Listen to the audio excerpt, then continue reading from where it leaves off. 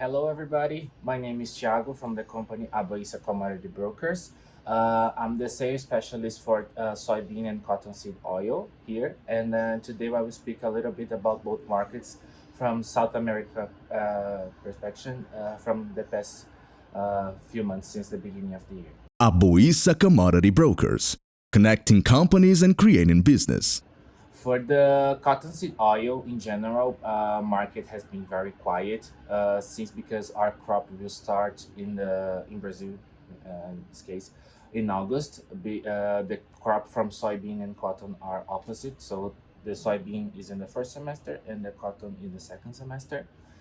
In general, volumes here are very compromised, and suppliers are only crushing the remain volume of the seed from the previous season. And then for the negotiations for the next season, prices are reaching higher volumes, even that now that the crop hasn't even started. And suppliers are looking for exports for August and December 2022 shipments. Major volume of the cottonseed oil here in Brazil are focused on the biodiesel, but suppliers are trying to export their volumes to get higher prices and not only remain on the local market clients. In Argentina case, for example, the crop is a little bit earlier than Brazil, starts in April, May. And now this current season suffer a delay, and suppliers now are very compromised with their volumes since they are suffering a delay. Shipments was supposed to happen in April, and they will start now in second half of May. So they are not compromising with more sales because all their current contracts are still delayed. In general, since this Ukraine-Russia conflicts happened, South America is getting a lot of attention. Some countries that competes with Brazil and Argentina for cottonseed oil are now banished to export because the governments are looking for to protect their volumes and their local demands. So in Turkey, for example, which competes with Brazil and Argentina for cottonseed oil, they banished the export section in order to maintain volume in local market and to not be out of stock because the demands outside are very high. So speaking with some clients and suppliers in Turkey, they even don't have a forecast when this banishment will stop because the demands overseas are very high.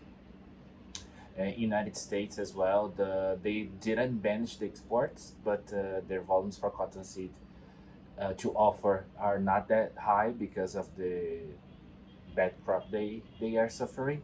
So that's why Brazil and Argentina in general, all the attention for cottonseed oil will be very high this year.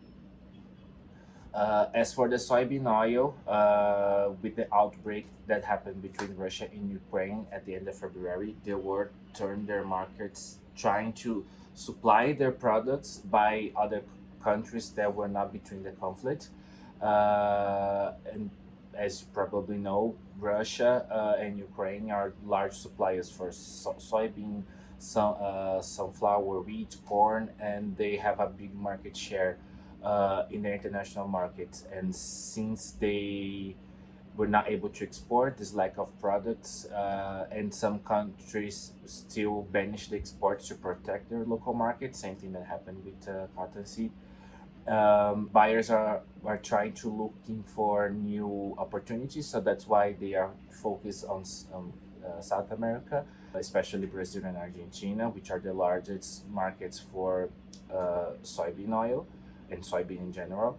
At the beginning of March, because of this Russian and Ukraine conflict, the prices exploded here, which were levels were never seen before due to the conflict. And same thing that happened in Turkey. Other countries also banished their exports to protect the local market, like Egypt, for example. However, as the days go by with the new crop expectations from other countries, the window of how prices are been closing right now. Even with these high premiums, prices end up retreating at the second half of late April and early May.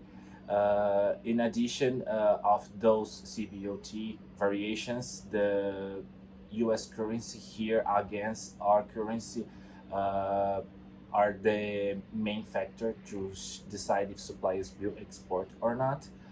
Since this conflict, most suppliers in Russia are still returning, trying to get their exports to come back, but right now most our buyers are still unsure if they will purchase from Russia now or even ever again. So Russia are being extremely uh, competitive on their soybean oil prices, but buyers in general prefer to pay a little bit more than to get cheaper prices from Russia and maybe never receive the oil. So that's why we are Russian prices are still controlling the market because buyers are receiving higher offers, and then but they are not sure if they will book because it's from Russia, so there's a little bit conflict in there. So this is now the scenario. So if you guys have any questions, doubts, we are happy to hear. Thank you very much for the opportunity, and see you soon. Bye bye.